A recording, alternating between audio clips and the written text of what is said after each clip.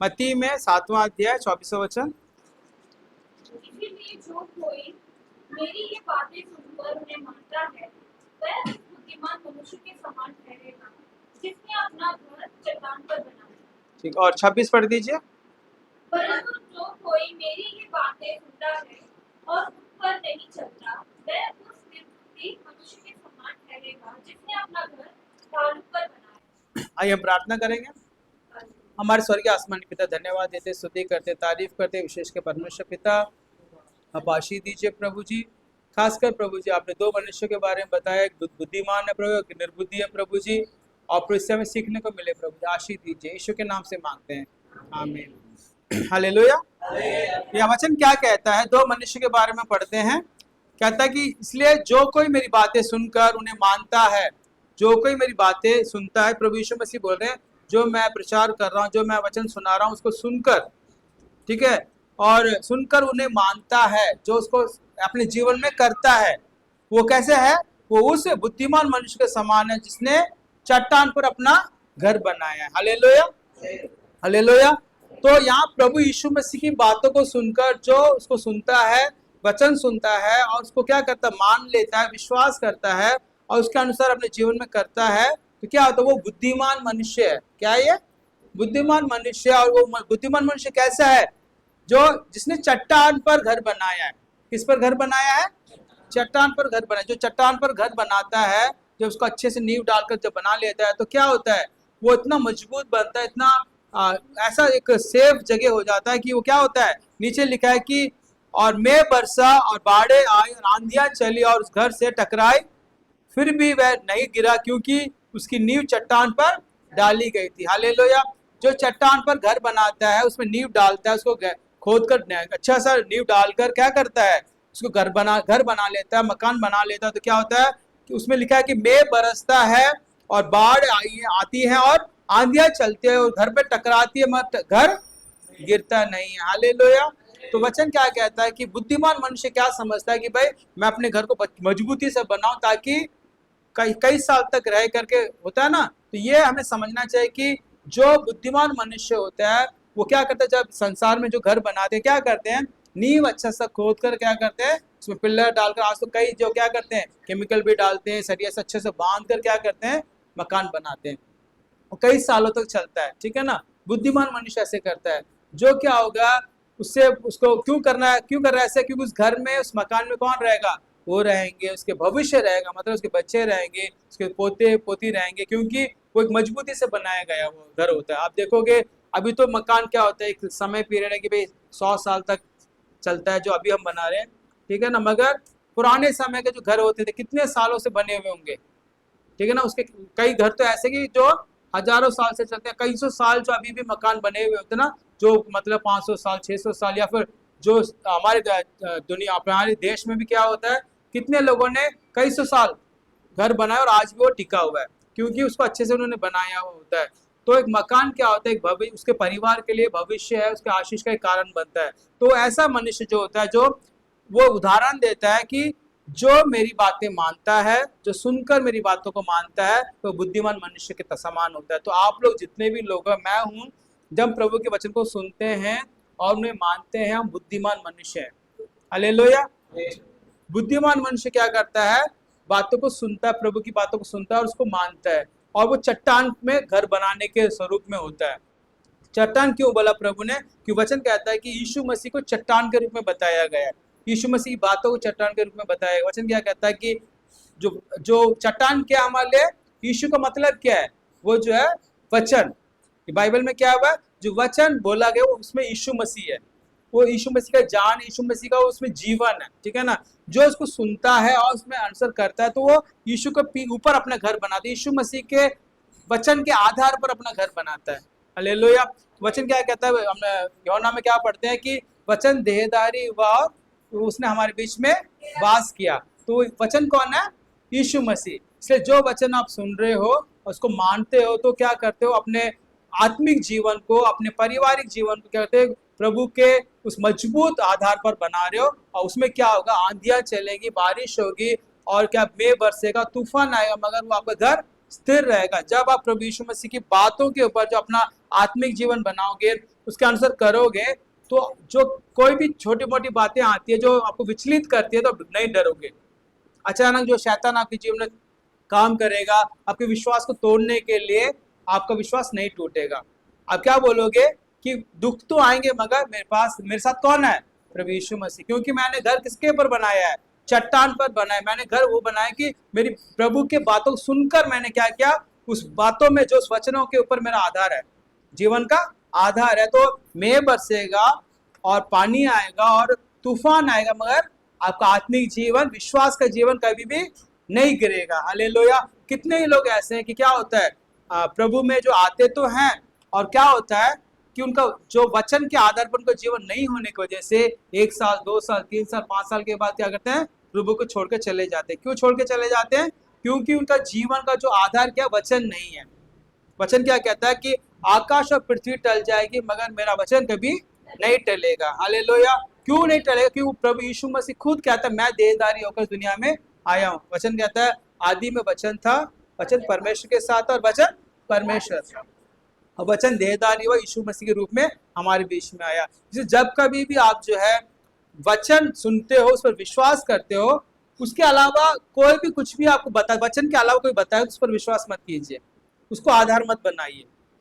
ठीक है? जो यीशु मसीह का वचन जो है, चाहे कोई भी इंसान हमें सुना रहा वचन, जो वचन के आधार पर बोलेगा तो उस पर विश्वास कीजिए। अगर मैं भी जो वचन के आधार पर ना बोलकर वचन से विपरीत बोलूंगा तो उस पर विश्वास मत कीजिए, मेरे से दूरी बना लीजिए। क्यों? क्योंकि मैं आपको गलत शिक्षा दे रहा हूँ। गलत शिक्षा क्या करेगी? हमें दूसरी ओर ले जाएगी, हमें आशीष की ओर नहीं ले जाएगी। हालेलुया।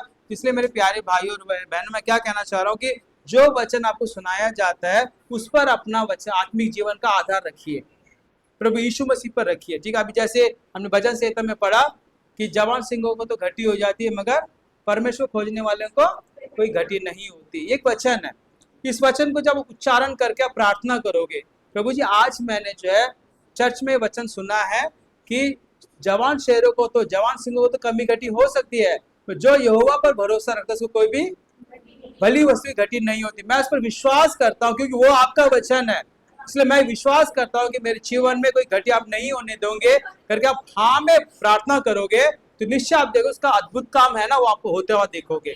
Hallelujah, hallelujah. इस बात को विश्वास कीजिए। ठीक है ना? और उस समय क्या होगा, जब आप चट्टान पर घर बना दोगे, तो जब हमारे विश्वास की एक परख होती है, कभी भी क्या होगा, एग्जाम्स होते हैं, बच्चों को क्या सिखाया जाता है, और अब तो क्या क्या कहते हैं, वीकली टेस्ट होता है, मंथली टेस्ट होता है, फिर हाफली टेस्ट होता है ना, एग्जाम्स होते हैं ना। क्यों होता है? बच्चों को फेल करने के लिए होता है या किस लिए? एग्जाम किस लिए होते हैं? हाँ?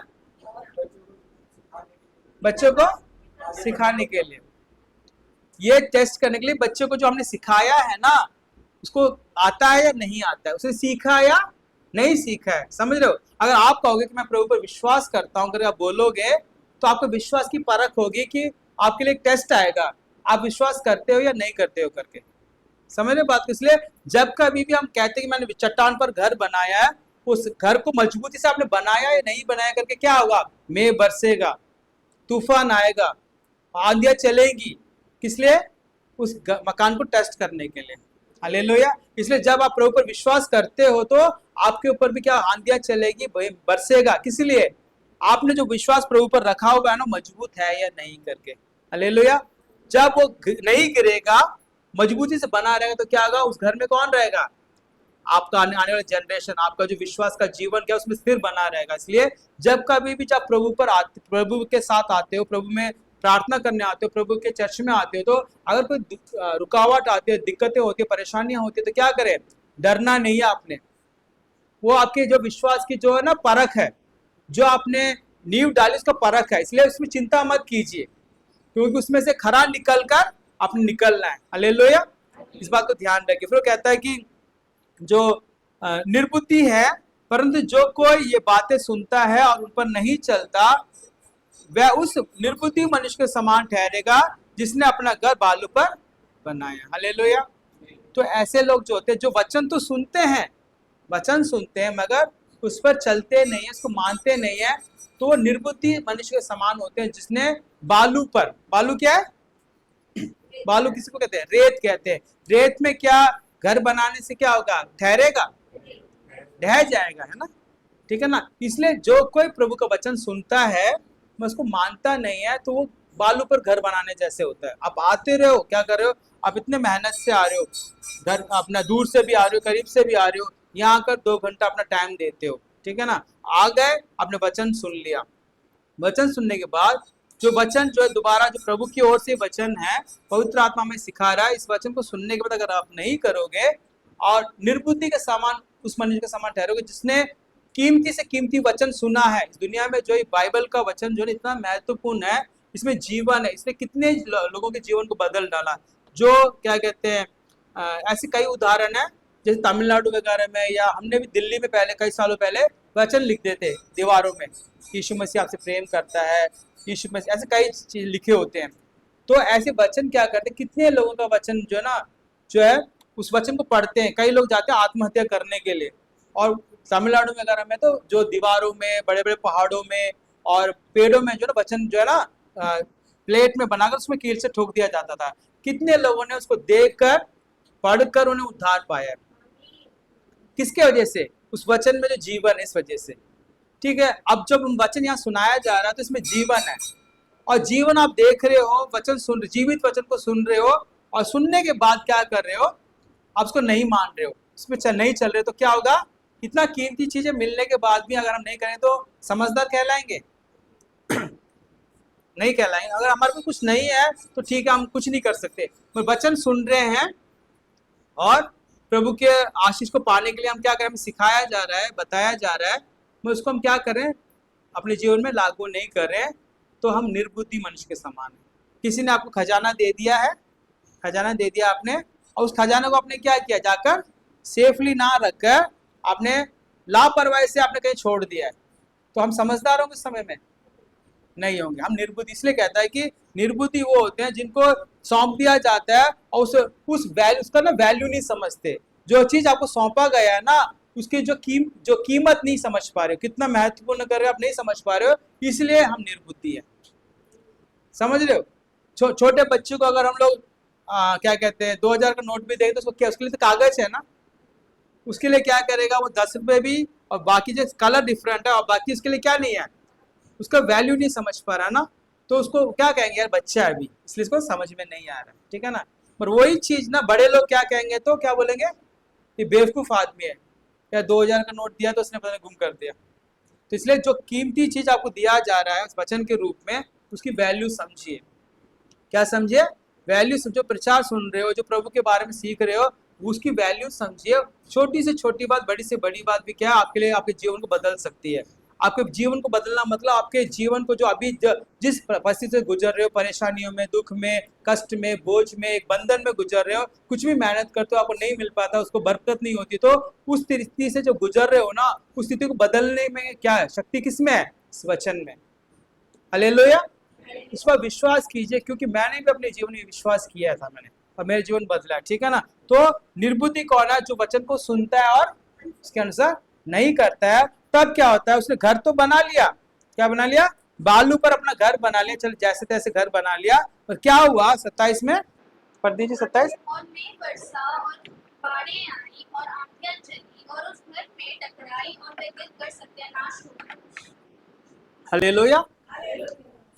बालू पर घर बनाने के बाद क्या हुआ, में वर्षा, बाढ़ें आई और आंधियां चली और उस घर से टकराए हुए घर का सत्यानाश हो गया। आप सोच कर देखिए, वचन में क्या है खास बात है, इसमें 2 रिजल्ट होते हैं। क्या होते हैं, दो रिजल्ट क्या होता है, एक रिजल्ट क्या होता है, जब उसमें विश्वास करते हैं तो हमारे जीवन में आशीष आ जाती है। दूसरा रिजल्ट क्या होता है, हम सच्चाई जानने के बाद अगर हम आंख मूंद लेंगे तो क्या होगा, उस जो आने वाला जो एक जजमेंट है ना, उससे हम बच नहीं सकते। तो अभी क्या हुआ, इसने वचन तो सुना मगर उसने नहीं माना और घर बना लिया, उसमें जब आंधियां चली और बाढ़ें आई, में वर्षा, तो क्या उसका घर नाश हो गया। तो अगर हम प्रभु के वचन की ओर चलते हैं, हमारे लिए जीवन है, ठीक है ना। अगर उसको नहीं चलते तो हमने वो जो मौका गवा दिया जो हमारे जीवन को बदलने वाला था। समझ रहे बात को? कितने लोग ऐसे हैं कि ये जो लास्ट मोमेंट में क्या करते हैं, प्रभु को अपनाने के बाद उनका जीवन बदल जाता है। और अगर लास्ट मोमेंट नहीं उन्होंने क्या किया, नहीं विश्वास कर पाए, तो उनका जीवन एक अंत की ओर चले जाता है। ठीक है ना? इसलिए जो आप विश्वास की, मैं आपको ना डरा नहीं रहा हूँ, या मैं आपको जो है ना क्या कहते हैं, जो होता है धमकी, ऐसा होता है डराने, ऐसा मैं नहीं बोल रहा। मैं ये बोल रहा हूँ आपके हाथ में एक जीवन का एक वचन है, इसको क्या कर रहे हो, आपको मानकर जो है उसमें आशीष पाने का, उसको छोड़कर जो जो नाश कर जाने का, ये आपका चॉइस है। प्रभु परमेश्वर क्या कहता है, देख मैं तेरे सामने दो चीजें रखी हैं, आशीष रखी है और श्राप रखा है। ठीक है ना? तीसरा कोई रास्ता नहीं है। तो आप किसको चुनोगे? आशीष को। आशीष को चुनोगे तो हम आशीष है, और श्राप को चुनेंगे तो श्राप आएगा। चॉइस किसकी है? परमेश्वर की चॉइस नहीं है। परमेश्वर जो न्याय परमेश्वर है, जज है, वो क्या राजा है, वो जब वो न्याय करके सिंहासन में बैठा हुआ है, तो जो लोग आएंगे उनके कामों के अनुसार न्याय किया जाएगा। यही बात है ना? तो सेम ऐसे जो वचन आपके जीवन में दिया जा रहा है, जो कीमती वचन दिया जाए, उसको करने का जो है, जो कुछ आपने उसको करना, किसकी जिम्मेदारी है? आपकी जिम्मेदारी है। और मैं एक सच कहना चाह रहा हूँ कि जब आप वचन को सुनोगे, उसमें अनुसार करना शुरू करोगे ना, तो प्रभु का अद्भुत प्रेम है ना, जो आपके अंदर आएगा, आपके हृदय में आएगा, तो आपके जीवन में क्या होगा, ऐसे कभी खुशी जो आपको नहीं मिली होगी वो मिलेगा। जो शांति, मन की शांति है ना, यीशु मसीह कहता है मैं अपनी शांति तुम्हें दिए जाता हूँ, जो संसार देता है वैसा नहीं, मैं अपनी खुद की शांति में कह रहा हूँ तुम्हें देता हूँ। हालेलुया। तो आप बताइए, प्रभु यीशु मसीह खुद कह रहा है मैं अपनी शांति में तुम्हें देता हूँ, जो प्रभु की खुद की शांति है। और वो कहता है कि मैं संसार के अनुसार मैं नहीं देता, क्योंकि संसार की शांति कैसी है? टेम्पररी। संसार की शांति पता है क्या है? जिस चीज के ऊपर हम निर्भर होते हैं, तब तक, जब तक वो है तब तक शांति है। जैसे वो चीज हमारे जीवन से चली जाएगी, शांति भी चली जाएगी। समझ रहे हो? तो संसार इस तरीके से शांति देता है, और परमेश्वर कैसे देता है? अपनी शांति, अनंत शांति, जो कोई छीन नहीं सकता है। हालेलुया। इसलिए मेरे प्यारे भाई और बहना, जो प्रभु आपको मौका देता है, आप बुद्धिमान हो या फिर निर्बुद्धि हो, या आपने अपने आप को डिसाइड करना है। आप अगर बुद्धिमान हो तो प्रभु का वचन सुनिए, उसको मानिए, अपने जीवन में लागू कीजिए, परमेश्वर आपको आशीष देगा। अगर आप निर्बुद्धि हो तो आप अगर ऐसा होगा कि आपको खजाना मिल गया, मगर उस खजाने की आपने वैल्यू नहीं समझा, उसको फेंक दिया। हालेलुया। तो ये आपका खुद का क्या एक परीक्षा है कि आपको क्या करना करके। हालेलुया। प्रभु आपको आशीष और बरकत दे। और इसके बाद ये बेस बन गया। कुछ चीजें मैं और बता देता हूँ इसका अगला अध्याय में। अभी आपने क्या सीखा कि एक वचन जब सीखता है, जो बंदा वचन सुनाया जाता है, जिसको भी वचन सुनाया जाता है, उसको सुनकर और वो मानता है, तो वो बुद्धिमान मनुष्य के समान, जिसने चट्टान पर घर बनाया।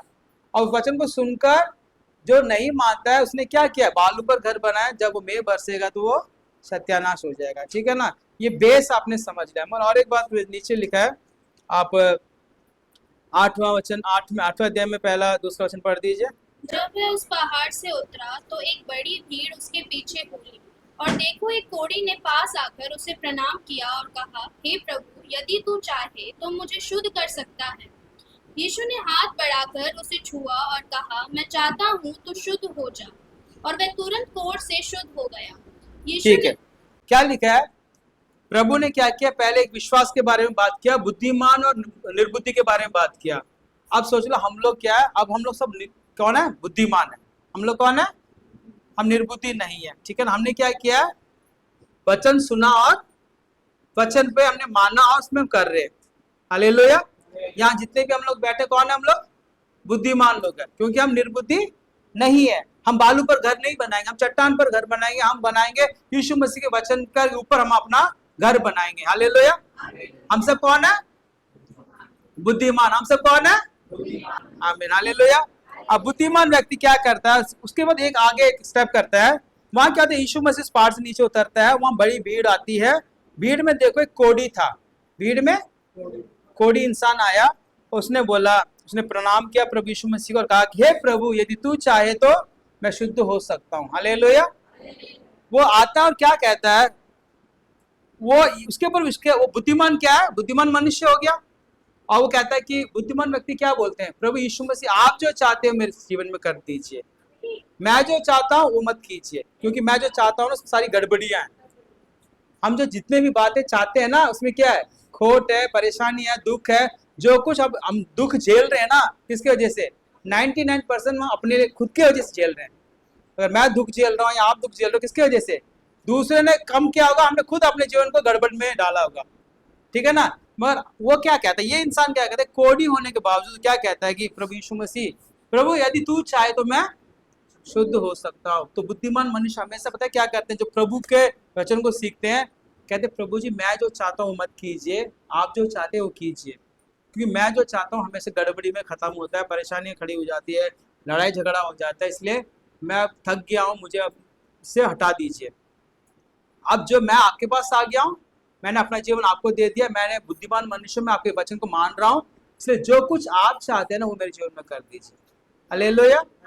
तो आप सब, हम सब बोलेंगे प्रभु यीशु मसीह से, प्रभु यीशु मसीह आप जो चाहते हो मेरे जीवन में कर दीजिए, आप जो चाहते हैं मेरे जीवन में कर दीजिए। जब हम इसको बोल रहे हैं तो प्रभु क्या करेगा, हमारे जीवन में जो अच्छा है ना वो हमारे लिए करेगा। हालेलुया। जो जो कोढ़ी था उसके सबसे बड़ा क्या था, परेशानियां।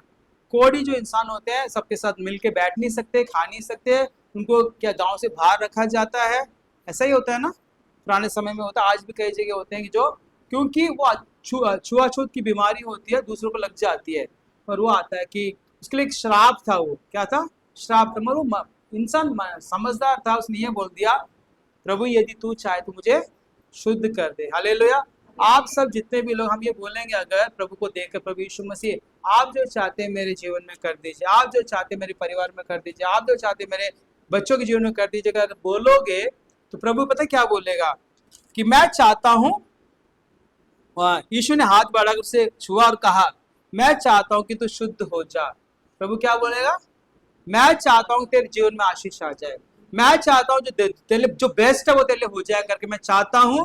तो जैसे वो चाहेगा तो क्या हो जाएगा, हो जाएगा। हालेलुया। हम जो चाहेंगे वो नहीं होगा, तो परमेश्वर चाहेगा, यीशु मसीह जो चाहेगा वो हो जाएगा। इसलिए प्रभु कहता है कि जो लिखा है कि मनुष्य से नहीं हो सकता मगर प्रभु से हो सकता है। हालेलुया। मनुष्य से नहीं हो सकता, हमसे नहीं हो सकता, मेरे से आपसे नहीं हो सकता, मगर किससे हो सकता है, प्रभु से हो सकता है। हालेलुया। प्रभु कहता है कि मैं चाहता हूं तू शुद्ध हो जा, मैं चाहता हूं तेरे जीवन में आशीष आ जाए, और निश्चय मैं कहता हूं कि उसको कोई रोक नहीं सकता। जैसे प्रभु ने बोल दिया मैं चाहता हूं तेरे जीवन में आशीष आ जाए, तो क्या होगा, उसको कोई भी शैतान, कोई भी अंधकार शक्तियां, कोई भी जो है दुष्ट आत्मा उसको रोक नहीं सकती। हालेलुया। हालेलुया। इसलिए जब एक समझदार व्यक्ति क्या कहता है, ये कहता है कि प्रभु यीशु मसीह आप जो चाहते हैं वैसा हो जाए, फिर कहता है वह तुरंत कोढ़ से शुद्ध हो गया। हालेलुया। वो तुरंत क्या हो गया, प्रभु के नाम से शुद्ध हो गया, और बिल्कुल जो है अच्छा, उसका शरीर जो था ना कोढ़ से पीड़ित था, बिल्कुल ठीक हो गया। हालेलुया। कोढ़ का और एक पता क्या है जो पहचान है, वो पाप का पहचान है। कोढ़ जो है, कोढ़ जो होता है जिसको पाप की पहचान है, तो इसका मतलब जब हमारे जीवन में जो बंधन होते हैं, पाप होते हैं, श्राप होते हैं, प्रभु उसको शुद्ध कर देता है। हालेलुया। हालेलुया। इसलिए जो है, जो हमेशा क्या कीजिए, ये बोले कि प्रभु आप जो चाहते हैं मेरे जीवन में कर दीजिए। हालेलुया। प्रभु क्या कहा, बेटा मैं तेरे लिए बेस्ट करूंगा, जो हम भी खुद भी नहीं सोच पाते। हालेलुया। इसलिए आज क्या कह रहा है वचन, क्या कहता है कि हमने दो बातें, बहुत सी अगर इसको मनन करेंगे तो बहुत ज्यादा जाएगा, मैं थोड़े छोटे से मैंने क्या कर बातों को समझाने की कोशिश की। वचन क्या कहता है कि बुद्धिमान मनुष्य क्या होता है, जो चट्टान पर घर बनाने का मतलब क्या होता है, जो प्रभु के वचन को सुनता है और उसको मानता है, वो बुद्धिमान मनुष्य होता है। और वो बुद्धिमान मनुष्य क्या करता है, चट्टान पर घर बनाता है, जो चट्टान जो प्रभु यीशु मसीह का वचन है जो हमें मजबूत बनाता है। हालेलुया। और दूसरी बात कहता है, जो निर्बुद्धि मनुष्य क्या करता है, वो क्या करता है, बालू पर। जो निर्बुद्धि मनुष्य क्या होता है, जिसने वचन तो सुना मगर उसके अनुसार नहीं चला, वो निर्बुद्धि मनुष्य के जो समान है। और वो जिसने बालू पर अपना घर बनाया, और बरसात आई, मेघ बरसा और आंधियां टकराई, क्या हुआ, घर बह गया, नाश हो गया। ठीक है ना। फिर हमने देखा हम लोग तो समझदार लोग हैं। हम लोग कौन है, समझदार लोग हैं। जो समझदार लोग क्या करते हैं, प्रभु से कहते हैं प्रभु आप जो चाहते, अगर आप चाहे तो मैं शुद्ध हो सकता, आप चाहे तो मेरे जीवन में बदल सकता, आप चाहे तो मेरे जीवन में कार्य हो सकता है। तो प्रभु का क्या जवाब होगा, प्रभु क्या बोलेगा, मैं चाहता हूं कि तुम्हारे जीवन में आशीष आ जाए। हालेलुया। इस वचन के साथ आप घर जाइए और पूरे हफ्ते में इस बात को दोहराते रहिए, प्रभु मैं बुद्धिमान मनुष्य हूँ। मैं वचन को सुनता ही नहीं मगर उसके अनुसार करता हूँ करके आप बोलिए, और बोलिए कि प्रभु जी आप जो चाहते हैं मेरे जीवन में कर दीजिए। मेरी इच्छा नहीं मगर आपकी इच्छा पूरी हो। प्रभु परमेश्वर मेरी इच्छा नहीं मगर आपकी इच्छा पूरी। यिर्मयाह में पढ़ते हैं कि मैंने तेरे लिए जो योजना बनाई है तेरे कुशल के लिए, तेरे हानि के लिए नहीं है। जो जो योजना मैंने तेरे जीवन के लिए रखी हुई है वो सारी क्या है? तेरे अच्छाई के लिए, कुशल के लिए, मगर हानि के लिए नहीं है। जो कुछ आपके लिए प्रभु चाहता है वो आपके फायदे के लिए, आपकी भलाई के लिए, आपके आशीष के लिए। प्रभु कभी भी बुराई नहीं कर सकता। हमारा परमेश्वर एक ही काम नहीं कर सकता। क्या नहीं कर सकता? हमारा परमेश्वर जो है ना, इस दुनिया में सारे काम तो कर सकता है परमेश्वर, पर एक काम नहीं कर सकता। कौन सा? वो बुराई नहीं कर सकता। क्या नहीं कर सकता? बुरा नहीं कर सकता, क्योंकि उसका जो स्वभाव क्या अच्छा है, प्रेम है। हालेलुया। इसलिए वो जो परमेश्वर जो है आपके लिए अच्छा क्यों नहीं करेगा? हालेलुया। इस वचन के साथ आप जाइए, पूरा हफ्ता इसको दोहराइए, प्रार्थना कीजिए, और उसमें हो सके तो जिसके पास बाइबल है निकालिए, अपने हाथ पे रखिए, ठीक है ना, और प्रार्थना कीजिए, प्रभु जी वचन की तरफ मुझे आशीष दीजिए। मेरी इच्छा नहीं, आपकी इच्छा मेरे जीवन में पूरी हो जाए। आप जो चाहे मेरे जीवन में कीजिए करके आप दोहराइए पूरे हफ्ते में। अगले हफ्ते में जब आप निश्चय बड़ी गवाही को बोलोगे। हालेलुया। आइए हम आंखें बंद करें, प्रार्थना करें।